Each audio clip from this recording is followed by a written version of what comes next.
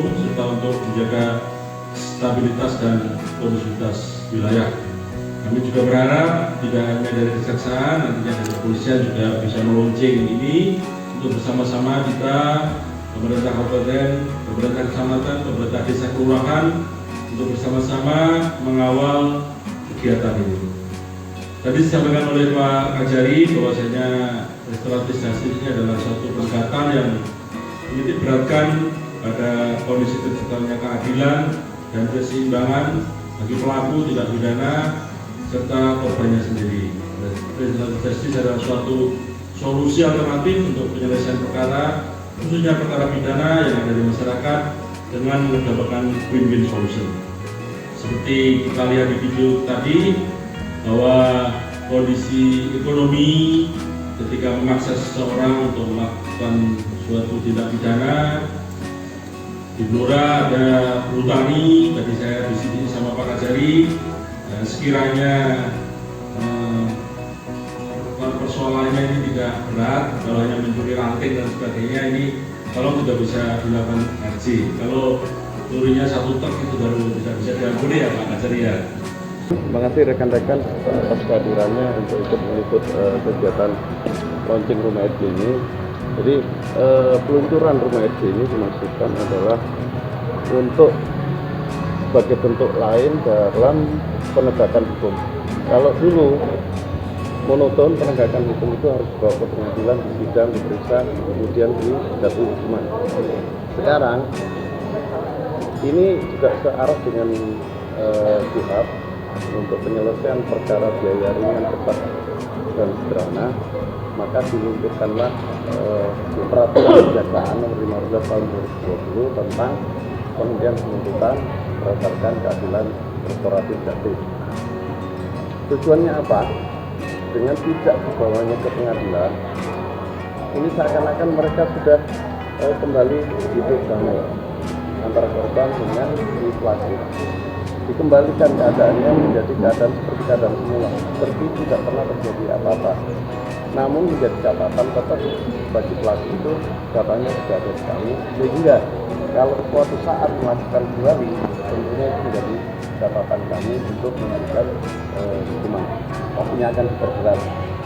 Nah, selain itu kita libatkan masyarakat, tokoh masyarakat, pamong desa dan sebagainya, tokoh agama juga untuk ikut dalam berperan dalam perkara tersebut. Ada kualifikasi pasal yang diperlukan. Ancaman hukumannya juga tidak boleh lebih dari 5 tahun, tidak boleh lebih dari 5 tahun. Itu yang bisa diajukan itu.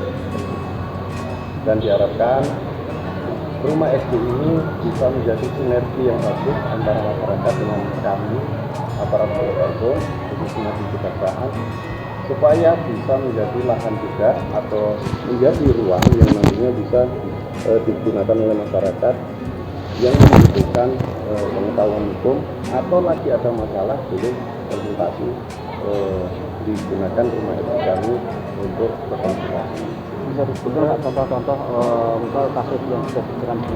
Salah satunya pencurian, penadahan, kemudian KDRT, ya, kemudian penganiayaan yang ancamannya juga tidak lebih 5 tahun. Itu salah satunya. Ada perkara yang kan baru satu, mudah-mudahan nantinya ada lagi yang bisa kita selesaikan. Namun ya itu tadi harus koridornya memenuhi persyaratan dari yang sudah ditentukan. Oke. Satu baru tanggal berapa Mas? Bulan Mei kemarin. Makanya kita langsung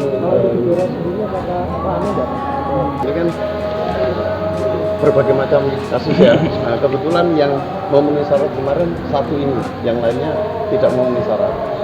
Jadi nanti kalau ada yang memenuhi syarat di tingkat bawah, gitu, artinya setiap kita mengajukan RJ, beliau sendiri yang mengendalikan, kita ekspos sama beliau. Kalau beliau menyetujui, berarti kita proses untuk penghentian. Pak, launching ini termasuk serentak atau memang? Serentak, 16 kecamatan tadi secara virtual. Untuk di kabupaten lain? Kabupaten Blora. Sama? Kalau yang serentak se-Indonesia Raya sudah beberapa waktu yang lalu Pak Jaksa Agung sendiri. Oke. Kalau di Jawa Tengah sudah berapa Pak? Saya mohon maaf datanya tidak. Nah, sebetulnya ini kan mediasi, artinya bagaimana antara terdakwa, tersangka dan si korban ini bisa damai. Kan Sama itu, berarti ya Pak? itu kan di mediasi juga sama.